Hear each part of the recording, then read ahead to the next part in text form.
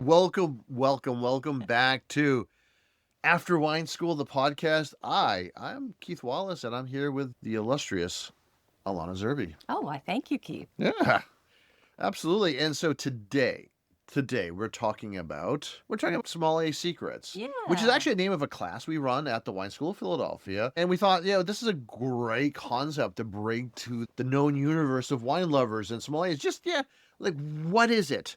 And what we're really trying to do is cut away the snobbery, cut away all the pretentiousness, and just with the meat of what it really, to have those sommelier skills. I love that. Yeah, get away from the puffery. Yes. The things that are just rituals with no meaning. What does a really good sommelier know and do? Exactly. And I hope in this conversation we can also flip the switch so that people, they can figure it, like, how to behave in restaurants and like good techniques and understanding everything, like a lot of those hardcore stuff that everyone really wants to know about either working as a somm, being a somm, having those skill sets, but then also being able to utilize them. We're going to start with the basics and move into a lot about what happens in a restaurant. So thanks for signposting that, Keith. That's excellent. Is that what that's called? Podcastery. Yes, that is. That was great. Oh, wow. Okay. Oh, before we get started, I Yes. should mention Yes. our prior episodes where we talk about label reading, wine myths, wine rules you can break. If Yes. you're interested in more about this topic, go back and listen to those episodes. You will get a lot of great information on, especially buying wine, storing wine. Yeah, they can go back. If they haven't listened to that, they can go listen to that. But that's fantastic. All right. I think to start off with, I'm going to have to call back to, we were at a dinner party recently. Oh, we were. And these were self-styled wine snobs. They were, bragging about how they grew up in wine country and they have all these expensive wines. And yeah, it was nice. And I shouldn't diss them because they did invite us and they opened wines for us, although they did actually have, with smoked salmon with red wine. How dare you mention that? I was not going to give any identifying details. I know, but they got it. If they're listening, we're talking about you. Yeah, you. Because here's the thing you did that was egregious. Is actually, they pulled out, as they're opening the wines, they pulled out one of those granny style wine keys. Yes. The winged ones? Yes. They didn't know how to open a wine bottle. Here's the thing, the first step. If you want to be taken seriously, you have to open a bottle of wine with a waiter's corkscrew. That's it. That's the only way anybody will ever take you seriously. With one caveat. I mean, if you have arthritis, I understand, like using like the rabbit or something else, fine. But everyone else, you have to know how to use a wine key. If you need to use an electric can opener, Yeah. then you may use an electric wine opener as well. That's perfectly, we are not ableist here. No. Or maybe you just have like the righteous gemstones and have your service monkey actually open everything for you. There you go. Anyways, I love that show. Anyways, okay. So here's how we do this. Let's just get back. It's easy. Like, you have to practice this a few times. And you can even do this on an empty bottle with an old cork and just push it in and try it. But the first thing is with that knife, right? Open the knife, and you just, with your thumb on the opposite side, just swirl the bottle around and cut the foil away, right? That's the first step. I do have a question. Yeah. Because you open your wine bottles. Yes. With such precision. Yes. How do you always get it perfect? How do you get that? Is it just the pressure? Yes. So tight. So like the knife and my thumb are on different sides. So what I do is, because there's that edge, like there's always a lip. Yeah. And I press the knife into that lip so that it's in the crevice of that lip and I turn the bottle. Because I just am skeeved out. I'm skeeved out by a few things. I actually really am grossed out when the wine trickles onto the foil. So that if someone's pouring and it's touching the foil, that grosses me out because I know how, of all the things that are unsanitary in a wine production, that foil is the most unsanitary thing because it's not sanitized at all. That's why I take the foil off. Yeah, I know. You just rip it off like a gangster. I hate the foil. It's funny when I see you doing that. It's like, it's pretty gangster. Yeah. So anyway, that's one way to deal with the foil. But okay, yes, you do this beautiful, precise cut. Thing. And you don't have to be as precise as I am, but just don't hack it up. But then you close the knife, important part, then you open the worm. Now, we've designed our own wine keys at the school. And the ones I designed, the worm is coated with Teflon, so it makes it really easy to use. Other ones have adapted to that as well. But you take the point and you aim it directly into the center of that cork, right? That's going to get you close enough. And then you screw down. You don't have to screw all the way down. You don't want to screw through the cork, but you'll use an estimate of like 3/4 of the way through, right? And then you use the hinged lever, right? It should be a 2-hinge lever, and you get the smaller one and you pull up. It'll be easier than the second hinge and pull all the way up. That's it. It's actually easier to do once you've done it a few times. Just practice and practice a few times. Whether it's you opening different bottles of wine by yourself or like using the empty bottle. That's actually how I used to train bartenders. Dummy bottles. Dummy bottles with dummy corks. Just press it in, push it in yourself, and then open it, try it. Do it 3 or 4 times, you're going to be fine. Well, Yeah. I never travel without a wine school wine key. They are the Yeah. best. They just feel great in your hand. And I have to say, I did help save the day. You did. At this wine party. I made a donation of the wine school wine key. Yeah. I don't think I really appreciate it because I don't think any of them knew how to use it. I don't think so. Yeah, But no. Yeah. Yeah. It's there. They were impressed with their wine selections, though. They were impressed with their wine selections. So you've got that wine open. A little tip that I have Yes. that good somms know is when you're pouring that wine for folks, whoever you're pouring for, they should be able to see the label. Yes. And then give a nice little flick of the wrist when you're Yes. done pouring, and that'll catch that last drop Yeah. so it's not dribbling down the side. And one of the things I always do is if you're in a restaurant, you always want to make sure you pour the person who ordered last. The label should face them because it's theirs to enjoy. Oh, that's a nice touch. Yeah, it is. Well, and something else that you're good at, and I have to say I'm pretty Yeah. good at now too, is precise pouring. Making sure everyone gets an equal amount. Yeah, If yeah. you are not a precise pourer, let somebody else take over Yeah. the duties because it takes some time. Don't rush, be patient, Yeah. and pour everybody equally. Well, actually, you know what I do? This is the best way to deal with that. So I do this with people like when we have our membership events and everyone brings bottles. And the thing I always tell people is underestimate your pour. You'll be thankful. So what I say is if you're pouring for everyone, underestimate your assumption. Like count how many people there are Yeah. and realize that if there's 8 people, do a little calculation. There's only like 22 ounces in that bottle. You can't give everyone a big glass. Underestimate. Smart. Like if you do that, you might hit it right. Very More smart. than likely, the underestimation is still probably too much. But it'll get you close. Yeah, one last thing in your toolkit that in addition to the wine key, Yeah. I know you do keep something else on hand for opening wine. Oh yeah. Okay, so I always have this too. Well, some people call it the ASO, which is like the old brand name for it. It's also called the Butler's Thief, which is Which- perfect. The reason it's called the Butler's Thief is because you can actually open the cork without anyone noticing. So like the idea is that you can pull it out, pour all the good stuff yourself, and then put the cork back in. So what it does is it's 2 prongs, one smaller, one longer, and it goes underneath on the sides of the cork, and then using friction, you twist it up. And it's great for corks that may crumble. So Yeah. older bottles, maybe there's something wrong. Maybe you see like when you take off the foil, like there's like a little stain on the cork. But maybe it's, wine is pushed through, something's gone wrong. That's actually the best thing to use. Okay. It's just harder and it's more of a pain in the ass to use. It is. All right. So we've got the wine open. We've got the wine in the glass. Next thing, I think you're talking about swirling, aren't you? even before swirling. Holding the glass. First off, you don't hold it by the globe, right? You're not our Kardashian just walking around on reality TV. No, that's not you. You're not that person. Also, you don't want to be the wine snob holding it by the base with your pinky out and like swirling around. Look at me, I'm fancy. No. As a sommelier, as a wine professional, the glass, it's a tool and you hold it by the stem because you don't want to heat up the wine. Because the wine is a very specific temperature, which we've covered in the past, and that's what it is. That's all it's for. And you swirl to actually increase your aromatics. And again, it's so funny, we've talked about those things in the past, but check those stuff out. Right? It's a tool. It's a tool. And it's not supposed to be something that you're being fancy or trashy with. It's also just a dead giveaway that you do not know anything. Yeah. Well, something else I'm seeing a lot of somms do Yeah. in restaurants now is pour holding the base Oh, yeah. with their thumb in the punt. And you don't pour wine that way. No, they're just being punts. I think that's what I have to call them now. No, so, that's an old way. That was like 20, 30 years ago. That was what wine snobs did. That was a snobby thing to do. Yeah. But then we all got better. We all realized that was just dumb. Yeah. And now, but people are starting it again. I think we're all on a cycle of stupidity. Mhm. Now we're actually on late stage snobbery again. And so we have to crush this. And it's no, because the hard thing is if you carry it by the hand, the point is at the base.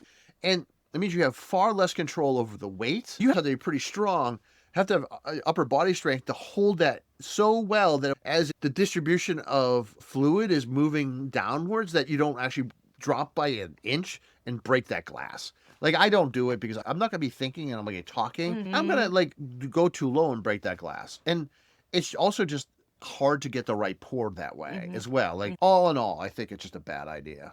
Thank you. Thank Yeah. you for that. Yeah, you're welcome. All right. I think for somms and people who are appreciating wine alike, Yes. the way to communicate, the way to bring people closer Yeah. is actually to talk about the sensations that you're This experiencing. is a really good point. So, acidity, the degree of tartness. Yes. Yes. How much acidity are you getting from a wine? How much weightiness are you getting from a Yeah. wine? And then something that other cultures talk about in their food so much more than we do Yeah. is texture. You know? Yes. So if you're somebody who you want to say something but you don't know what to say, describe how it Yes. feels. I think that is much more helpful and brings people closer. It really does. And Yeah. bitterness, like the Bitterness, tannins. yes, yes, All absolutely. these, and these are all okay. And the thing is, all these correspond to experiences you have with your gustatory system, right? Yes. With your taste buds and your nerve endings in your mouth. Everyone knows when something's tart, when something's not tart, when something's bitter, when it's not bitter, whether it's heavy or not heavy. Like you can recognize these things and talk about them, and they're easy. And if you are talking about fruit flavors, here's the thing: unless you're trained, and when we train people, I mean, we use very like custom designed sensory kits for everybody. We use very specific wines. We have very specific ways to show people that all these major differences, because we have 3 different systems we're using. Your gustatory, but olfaction, which is really about 80% of all like words you can use, and sensory information is coming from your olfactory, but also our nerve endings in our mouth. Like we have all these 3 systems at play. And then you have all the layers of like whether it's primary from the fruit, whether it's through winemaking, whether it's age, like there's all these layers of possibility where these flavors are coming from. Mhm. You have no idea. And some of them are like varietal fingerprints, some are just, your basic fruit flavors. The average person, even if you're no wine, like you're going to notice 2 or 3 at most. And you're not going to know where they come from, but you'll actually probably, if you like, are going through a somm program, by the end, maybe 5 or 6. Like that's really good. If you have that, and maybe simply just say, oh, it tastes like red fruit or dark fruit. You don't have to be precise. Exactly. Don't be precise if you don't know. And that's really, really important because you do have to have training. Yeah. And you can always tell when someone's just talking smack, because especially if you know that they're just repeating things they've heard. And especially when people are talking about certain kinds of minerality, because then they get into the bad ideas of like they're thinking like, oh, this is terroir and things like this, Sure. and they're feeding from ignorance to ignorance, and that's actually the point where I start getting really frustrated with somebody, and because no matter who you are, no matter what your industry you are, when you hear people talking smack or foolishly, it's annoying. I'm sure every doctor out there right now, when they hear their patients spouting things they read either on Reddit or WebMD, they're annoyed. Sure. I know they're annoyed because we know doctors who are very annoyed by that. Just limit your information to what you recognize, what you know, and what you can express. And the thing is that if you're authentic about it, then you're going to learn more, and you're not always feeling like you're a fake. You're not a fraud. That imposter syndrome goes away if you taste a Pinot Grigio and you just say it tastes like lemon lime soda. Like that's okay to say that Absolutely. because that's your reference point, and you can build on top of that with more information. Authentic information. You'll pull good wine people toward you Yes. instead of repel. So some Yeah. things that people Yes. that will attract the wrong type of wine person to you. Yeah. Constant name dropping, Oh, big, the big, famous, expensive wines they've had.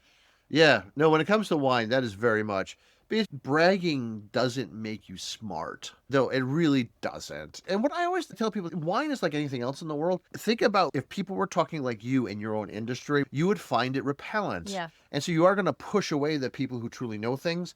And the only people who kind of come towards you are the people who also don't know anything. And you're just going to feed your delusions with each other. And you end up spending a lot of money and having a very unfun time. So, as promised, let's talk about what goes on in restaurants, and then we have a lightning round to All do. right. Yeah, well, you know what I'd like to talk about specifically is actually how a restaurant wine list is actually built. Beautiful. This is the core part of really what a sommelier's job is, and everyone should understand, it's the fundamentals.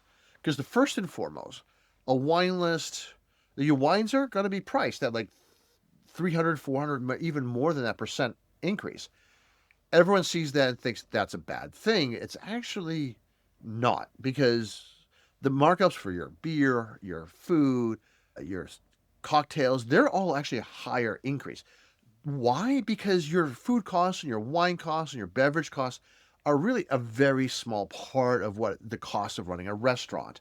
So the job of a wine list is actually to help fund the restaurant. In fact, how we talk about it is how much that wine list has to contribute per seat in that restaurant. All right, so when you think about that, and now you have all kinds of people coming in who want to spend different amounts of money on wine. So you have people who do want to spend a little bit amount on wine, and those are people who, maybe they just want a $30 or $20 Pinot Grigio. But then you have people at the very opposite end who are like the whales, who are there to express their privilege and their elitism. And you have to have wines for them too. Whether that's a $300 bottle of Cabernet or a $10,000 bottle of Bordeaux, whatever it may be, you have the high and the low. And now, the truth is that at the lower end, that lower third, that's where your highest markups are. That's where your box wine is going to be $20 or $30 a bottle. They have to contribute more percentage-wise.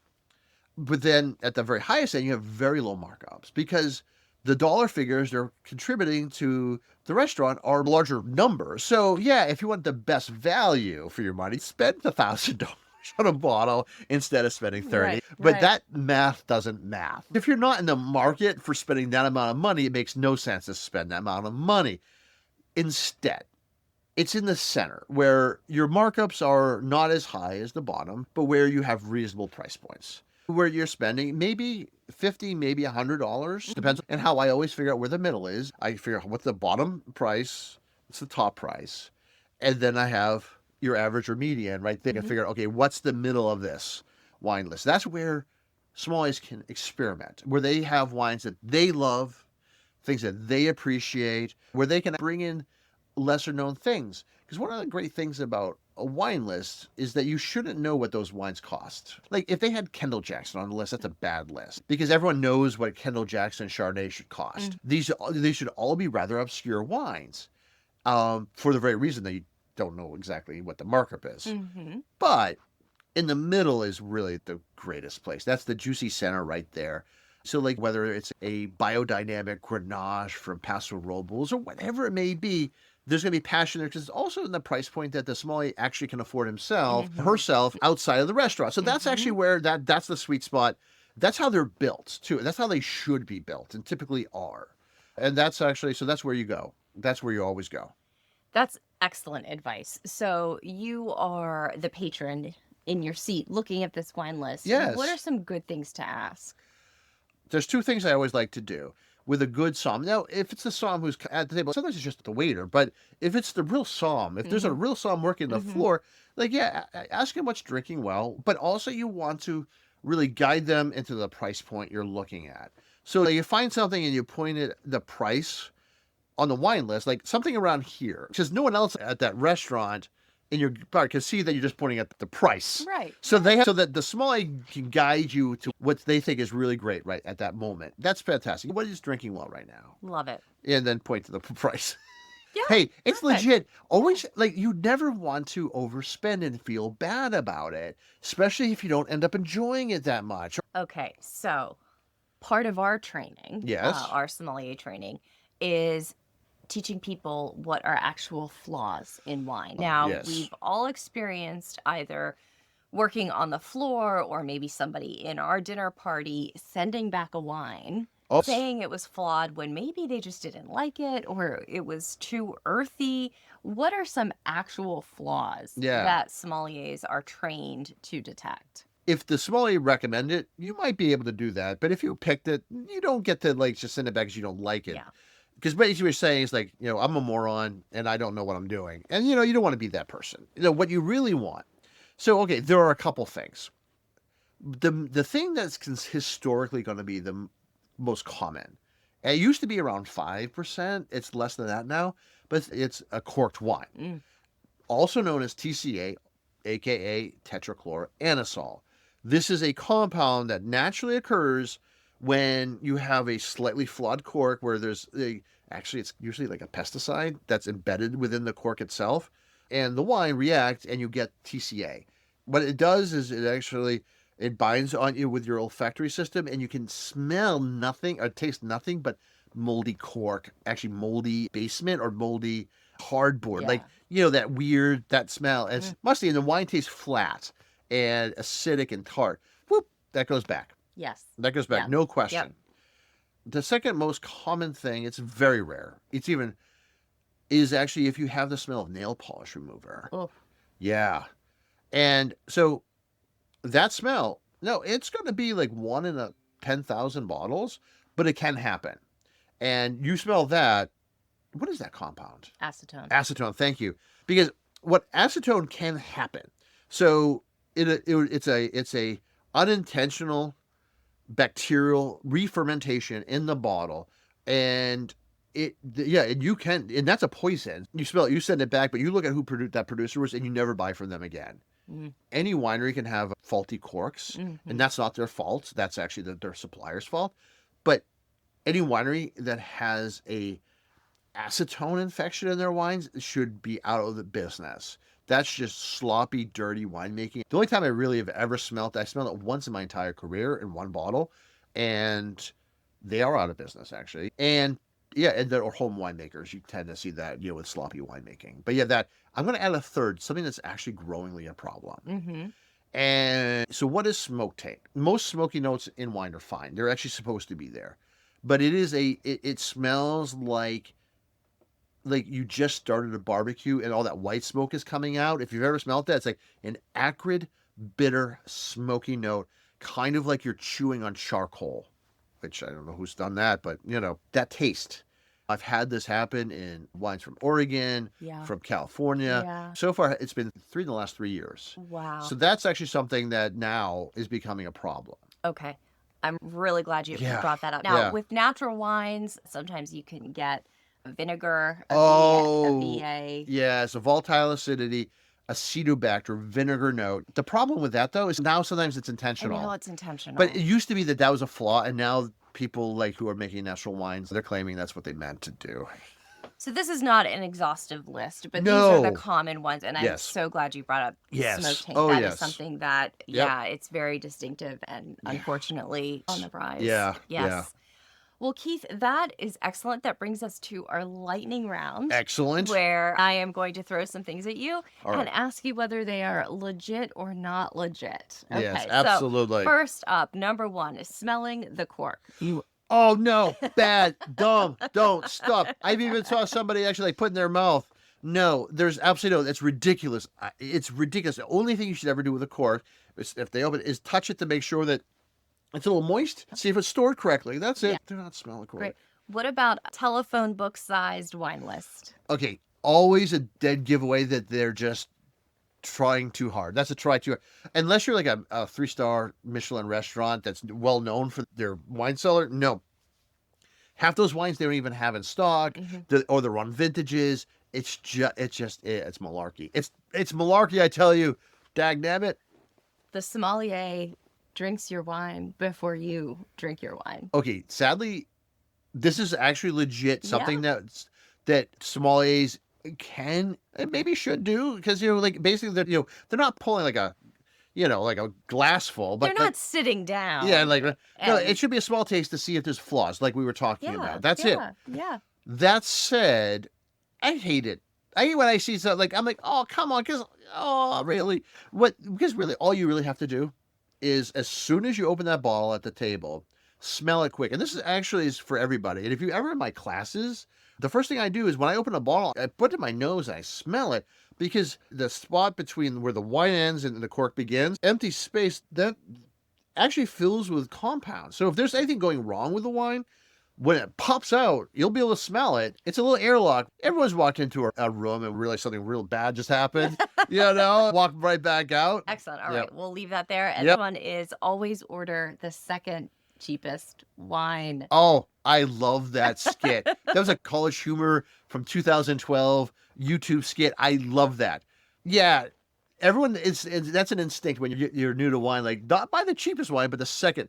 Now that bottom third is really all not really great priced. You always want to go a little higher than that. But honestly, yeah, because then just don't order wine at that stage. Don't worry about it. Order beer, have cocktails instead. All right, Keith.